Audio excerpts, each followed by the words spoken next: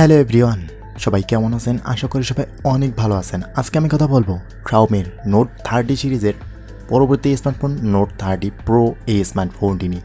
এই স্মার্টফোনটি বাংলাদেশ মার্কেটে লঞ্চ হওয়ার ক্ষেত্রে 23 থেকে 25,000 টাকার মতন হতে পারে। 23 থেকে 25,000 টাকার মতন এই বাজেটের স্মার্টফোনটি আমাদেরকে কী অফার করছে পুরো ভিডিওতে সেটি নিয়ে আলোচনা করব। তাহলে ভিডিওটি শুরু করা যায়। প্রথমে যদি এই স্মার্টফোনটির ডিজাইন এবং বিল কোয়ালিটি নিয়ে যদি কথা বলি, ফোনটির বিল কোয়ালিটি এবং ডিজাইন নোট 30-র মতনই থাকছে। ক্যামেরা বাম্পেও যথেষ্ট সেম থাকছে। স্মার্টফোনটির বক্সি টাইপের ডিজাইন, বেশ ভালো ডিজাইনের সাথে এসেছে স্মার্টফোনটি। ফোনটির ওয়েট থাকছে 187 গ্রাম এবং থিকনেস 8 মিলিমিটার। ফোনটিতে থাকছে 4টি কালার, ব্ল্যাক, হোয়াইট, ভায়োলেট এবং ব্লু কালারে। ফোনটিতে থাকছে না কোনো ওয়াটার ডাস্ট এর সুবিধা। তো ওভারঅল ফোনটি একটু ওয়েট নোট 30 থেকে নোট 30 প্রো স্মার্টফোনটি কালারেও একটি আপগ্রেড। এরপর যদি স্মার্টফোনটির ডিসপ্লে নিয়ে কথা বলি, তাহলে ফোনটির ডিসপ্লেতে অফার করা হয়েছে 6.67 ইঞ্চের একটি ওলেড 68 বিট কালার্স এবং 120 ডুয়েল ভিশন 1800 নিট ব্রাইটনেসের একটি ডিসপ্লে, যার রেজুলেশন থাকছে 1220x2712 পিক্সেল, যার পিপিআই ডেন্সিটি থাকছে 446 পিপিআই এবং ডিসপ্লে প্রোটেকশন হিসেবে থাকছে কর্নিং গরিলা গ্লাস ভিক্টাসের সুবিধা।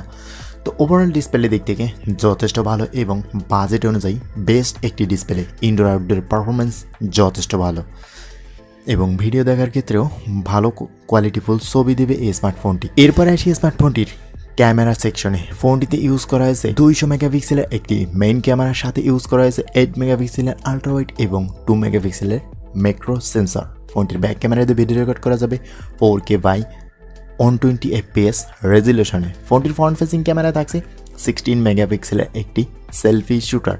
এখানে ফোনটির ক্যামেরা দিয়ে বেশ ভালো এবং কোয়ালিটিফুল ছবি এবং বেশ সুন্দর ছবি পাওয়া যাবে।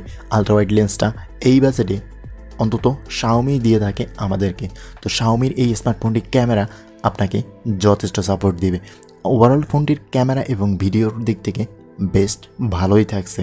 এরপরে সেই স্মার্টফোনটির পারফরমেন্স সেকশনে ফোনটিতে চিপসেট হিসেবে ইউজ করা হয়েছে কোয়ালকম স্ন্যাপড্রাগন 7S Gen 2 এর 4 ন্যানোমিটার চিপসেট, যার সিপিইউ হিসেবে পাওয়া যাবে 2.40 GHz অক্টোকোর এবং জিপিইউ হিসেবে মিলবে অ্যাড্রেনো 710।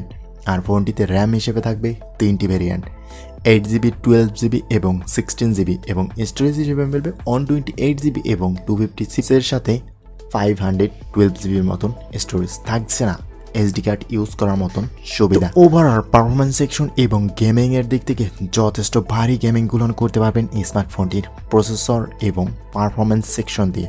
আপনি যত হাই ভেরিয়েন্ট কিনবেন তত ভালো পারফরমেন্স পাবেন এই স্মার্টফোনটির পারফরমেন্স সেকশনে। এরপরে সেই স্মার্টফোনটির পাওয়ার সেকশনে ফোনটিতে ইউজ করা হয়েছে 5000 mAh এর একটি ব্যাটারি এবং চার্জিং হিসেবে থাকছে 67 ওয়াটের ফাস্ট চার্জার। আপনি ফোনটিকে 44 মিনিটের মধ্যেই ফুল চার্জ করে ফেলতে পারবেন। তো ওভারঅল ফোনটির পারফরমেন্স সেকশন 5100 mAh ব্যাটারি এবং 67 ওয়াটের চার্জার আপনাকে বাজেটে অসাধারণ কিছু দিচ্ছে। এই বাজেটে স্মার্টফোনটির ব্যাটারি বড় এবং চার্জিং ওয়াটটাও বেশ ভালো। এছাড়া ফোনটির কানেক্টিভিটি সিস্টেমে থাকছে লাউড স্পিকার, 3.5 মিলিমিটারের headphone jack, under display fingerprint sensor, Bluetooth 5.2, GPS, USB type C port, dual band ওয়াইফাইয়ের সাথে এনএফসির সুবিধা। এই স্মার্টফোনটিতে থাকছে 5G কানেক্টিভিটিরও সুবিধা। তো 24 থেকে 25,000 টাকা বাজেটের এই স্মার্টফোনটি আপনার কাছে কেমন হতে পারে অবশ্যই কমেন্ট করে জানাবেন। আজকের ভিডিওটি এই পর্যন্তই, কথা হবে পরবর্তী কোনো ভিডিওতে। ততক্ষণ পর্যন্ত ভালো থাকবেন, সুস্থ থাকবেন। আল্লাহ হাফেজ।